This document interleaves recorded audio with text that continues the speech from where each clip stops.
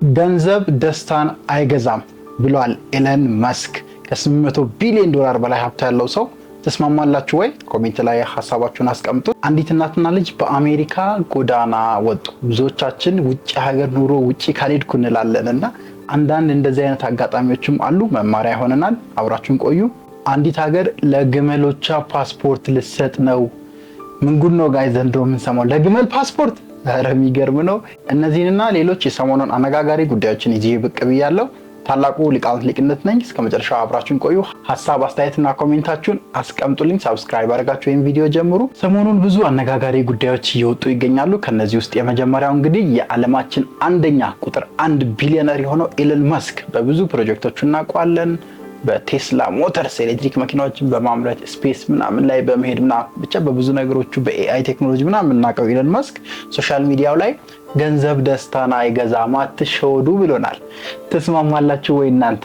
ብዙዎችን የሚያነጋግርና የሚያከራክር ጉዳይ ነው። ገንዘብ ደስታን ይገዛል አይገዛም? ገሚሱ የዓለማችን ሕዝብ እንደ ገንዘብ ደስታን የሚገዛው ነገር የለም ስጠኝና ላሳየህ ይሉታል ኤለን መስክን። እናንተ ምንድን ነው የምትሉት? አንዳንዱ ሰው ደግሞ ገንዘብ ደስታን አይገዛም፣ ይልቁንስ ደስተኛ ሳይሆን ለህይወታችን የምናሟላባቸውን ነገሮች ለህይወታችን አስፈላጊ የምንላቸውን ነገሮች የምናሟላበት ቁስ መገልገያ ነው እንጂ በፍጹም ገንዘብ ደስታን አይገዛም የሚሉም ሰዎች አሉ። ኤለን መስክ ግን ስለ ገንዘብ ያለው ሁኔታ አስቀምጧል። እንግዲህ ብዙዎቹም ኮሜንቱ ላይ እስቲ 1 ቢሊዮን ዶላር ላክልኝና ይገዛል አይገዛም የሚለውን ቼክ ላድርግ የሚሉ ኮሜንቶች እየጻፉ ነበር።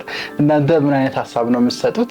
እኔ በራሴ እይታ እንግዲህ ገንዘብ ደስታ የሚለውን ነገር ላይገዛ ይችላል፣ ግን ደስታ ሊፈጥሩ የሚችሉ ስሜቶችን፣ ደስታ ሊፈጥሩ የሚችሉ ሁኔታዎችን በትክክል ይገዛል ብዬ አስባለሁ። ምክንያቱም አሁን ባለንበት ዓለም ላይ ስለ ገንዘብ ማውራት እኮ አይጠበቅም። ምን ያህል ቫልዩብል አስፈላጊ እንደሆነ በህይወታችን እያንዳንዷ እንቅስቃሴ እያንዳንዷን ጉዞ ያለ ገንዘብ ምን ያህል ከባድ እንደሆነ እናውቃለን። ስለዚህ ገንዘብ በቦሌ በኩልም ብሎ ደስታን ይገዛል የሚል ሀሳብ ነው ያለኝ። አንዳንድ እንዲሁ ቪዲዮ ሰሞኑን ያየሁት ገንዘብ ደስታን ገዝቶ መልሱን ላለው የሚሉም አሉ። እስቲ የእናንተን ሀሳብ ኮሜንት ላይ ያስቀምጡልኝ። የመጀመሪያው አነጋጋሪ ጉዳይ ሰሞኑኛ ይሄ ነው። ሁለተኛ ላይ የምንወያይበት ሀሳብ አንዲት እናትና ልጅ እንግዲህ ወደ አሜሪካ ቨርጂኒያ የተሰማው ኢትዮጵያውያን ናቸው፣ አበሾች ናቸው። ጎዳና እንደወጡና ለ1 ዓመት ከ6 ወር 7 ወር አካባቢ መኪናቸው ላይ ተቸግረው እንደሚኖሩ መረጃ ወጥቷል። እንግዲህ አብዛኛው የኢትዮጵያ ወጣት አሁን ላይ ያለው አምሮስ ይታወቃል። አሜሪካ ብገባ፣ አሜሪካ ሄጄ ጂንስ ለምን አልሆንም፣ አሜሪካ እንጨቶኝ ቢፈጠር ምናምን የሚሉ ሰዎች አሉ። ግን እንደዚህ አይነት አጋጣሚዎችም እንዳሉ ማሳያ ነው። ብዙ ጊዜ ውጪ ስንል ያሉትን ኔጌቲቭ ሳይዶችም አናይም። ሁሉ የተደላደለ ሁሉ ነገር የተሟላ በቃ እዛ ከወጣን ሁሉም ነገር የሚቀየር ምናምን ይመስለናልና እኔም ኤክስፒሪየንስ አሉኝ። ውጭ ወጡ ጓደኞች፣ ቤተሰቦች አሉኝ ማገኛቸውና አብዛኛው የሚኖሩት ህይወት ከኢትዮጵያ ትንሽ ከፍ ይላል፣ ትንሽ ሻል ይላል። ስፔሻሊ ይሄ ቤዚክ ኒድ የምትበሉት የምትጠጡት ነገር አይቸግራችሁም እንጂ በጣም ብዙ ቻሌንጆች በጣም ብዙ ጣውረዶች ያሉበት አይነት ነው ውጭ ሀገር የሚኖረው።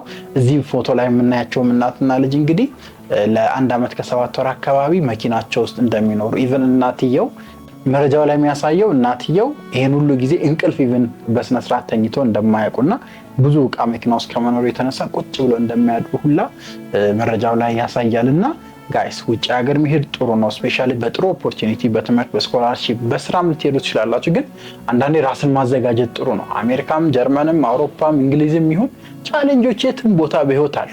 እናንተነታችሁ ካልጠነከረ፣ ሜንታሊቲያችሁ ማይንድሴታችሁ ጠንካራ ካልሆነ ትረበሻላችሁ።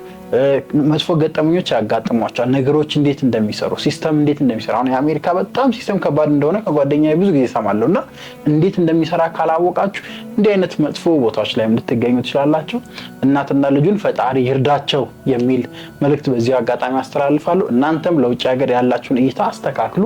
የምትሄዱም ተዘጋጅታችሁ ራሳችሁን አጠንክራችሁ ልቦና በማይንድሴት ተስተካክላችሁ ሊቅነታችሁን አውቃችሁ እንድትሄዱ የሚል መልእክት አስተላልፋለሁ። ወደ ሶስተኛው ጉዳይ እንምጣ። በሶስተኛነት የምናየው ዛሬ እንግዲህ አንዲት ሀገር ለግመሌ ፓስፖርት ካልሰጠው እያለች ግብግብ ፈጥራለች። እቺ ሀገር ሳውዲ አረቢያ ናት። ብዙዎቻችሁ ይህ መረጃ ደርሷችሁ ከሆነ አላውቅም። ሳውዲ አረቢያ እንግዲህ ወደ 2 ሚሊዮን አካባቢ የሚሆኑ ግመሎች አሉኝ እና ማንነታቸውን ማወቅ ፈልጋለሁ፣ አይደንቲቲያቸውን እንዳያስቸግሩኝ ሲሸጥ ሲገበያ ወደ ውጭ ስልክ በሚል ነው መሰለኝ ግመሎቼ ፓስፖርት ይሰጣቸው ብላለች። ጋይስ አንዳንድ ሀገራት ግን ይቀብጡታል፣ አይገልጹም እኮ ለግመል ፓስፖርት። አስቡ እንግዲህ እኛ እዚህ ለራሳችን ፓስፖርት ለማውጣት ክፍያው ከብዶን ምናምን በተለያዩ ምክንያቶች ባለው ሲስተም ምናምን እናማራለን። እዛ ለግመል እኔ የምለው ግን ግመሎቹ መተው ነው የሚመዘገቡት ወይስ ክፍያስ ይከፍላሉ? እንደው እናንተም ኮሜንት ላይ ሐሳባችሁን አስቀምጡ። በጣም አነጋጋሪ የሆነ ርዕስ ነበር በዚህ ሳምንት። ለግመል ፓስፖርት መስጠት ሳውዲ አረቢያ ብዙዎችን አስቆጥታለች። በዛው ልክ ብዙዎች ደግሞ ያለችበትን ሌቭል ያሳያል። ያለችበትን ደረጃ ለሰው ልጅ ኬር ከማድረግ አልፈው ለእንስሳቶቻቸው ምን ያህል እንደሚጠነቀቁ ፈጣሪ ሆይ ይሄን ነገር ወደ ሀገራችን አምጣ። ለሰው ኬር፣ ለሰው ጥንቃቄ፣ ለሰው ህይወት፣ ለሰው ጉዳት ጥንቃቄ ከማድረግ አልፈን ለእንስሳት ለእጽዋት እንደ ውጪዎች የምንጨነቅበትን ጊዜ አምጣ በዚህ አጋጣሚ ይላለሁ። በጣም አነጋጋሪ ነበር። እኔም ገርሞኛል። እናንተስ ምን ሐሳብ አላችሁ?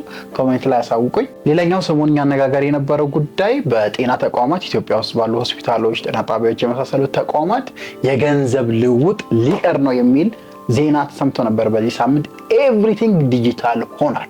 ስለዚህ ራሳችሁን አዘጋጁ። ማንኛውም ክፍያ ስትከፍሉ የህክምና ሊሆን ይችላል፣ የዕቃ ሊሆን ይችላል፣ የኪራይ፣ የአልጋ፣ የምን ሆስፒታል የገባችሁ ታውቁታላችሁ። ሁሉም ክፍያ ዲጂታል በሆነ መንገድ በቴሌብር በሲቢ እንጂ በገንዘብ ኪሴ ይሄ ወረቀቱን ይዤ ሄጄ ምናምን ከፍላለው ቀርቷል እየተባለ ነው። ስለዚህ ሁላችሁም ራሳችሁን አዘጋጁ።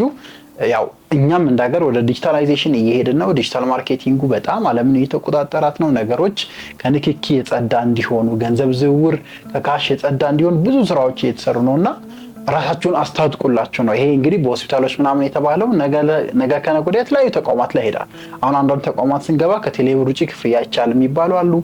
ከንግድ ባንክ ውጪ በኦንላይን ካልሆነ አይቻልም። ለምሳሌ ፓስፖርት ምናምን በኦንላይን ነው የሚከፈለው፣ በካሽ ምናምን አይቻልም እየቀረ ነውና እንደዚህ አይነት ነገሮች እየመጡ ነው። ተዘጋጁ።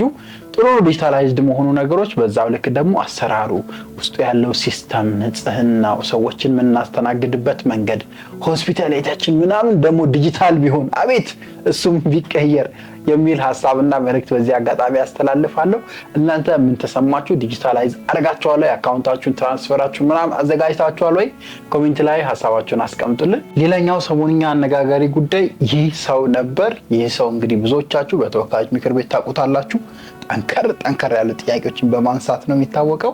ዶክተር ደሳለኝ ጫኔ ይባላል። ዶክተር ደሳለኝ ጫኔ በቀጣዩ 7ኛው ሀገር አቀፍ ምርጫ እንደማይሳተፍ አሳውቋል። በተለያዩ ምክንያቶች ስፔሻሊ ከሀገሪቱ ጋር ባለው የጸጥታ ጫና እንዲሁም በተለያዩ በራሱ በሚላቸው ምክንያቶች ምርጫ አልወዳደርም ብሏል። እኔ በእውነት ሰው አንዳንድ የሚያነሳቸው ነጥቦች በጣም እከታተላለሁና ደግፈዋለሁ። ኮር የሆኑ ፖይንቶችን ተወካዮች ምክር ቤት ውስጥ ያነሳል። ጠቅላይ ሚኒስትሩን ከማስደንገጥ አይነት የሚያክሉ ጥያቄዎችን ድፍረቱ ምናምን በጣም ይመቸኛል እና 7ኛው ምርጫ ላይ አልሳተፍም ብሏል። ምርጫ ላይ እንደማይሳተፍ አሳውቋል። ይሄም ሰሞኑኛ አነጋጋሪ ጉዳይ ነበር። የሰሞኑን አነጋጋሪ ጉዳዮች እነዚህ ነበሩ። በቀጣይ አነጋጋሪ ሰሞኑኛ ጉዳዮች እመልሳለሁ። ሰብስክራይብ አድርጋችሁ ቤተሰብ ሁኑ። ሐሳብ አስተያየቶቻችሁን፣ የሚጨመሩ የሚቀነሱ ነገሮችን ኮሜንት ላይ አስቀምጡልኝ። ሊቃውንት ነበርኩኝ። ቴንክ ዩ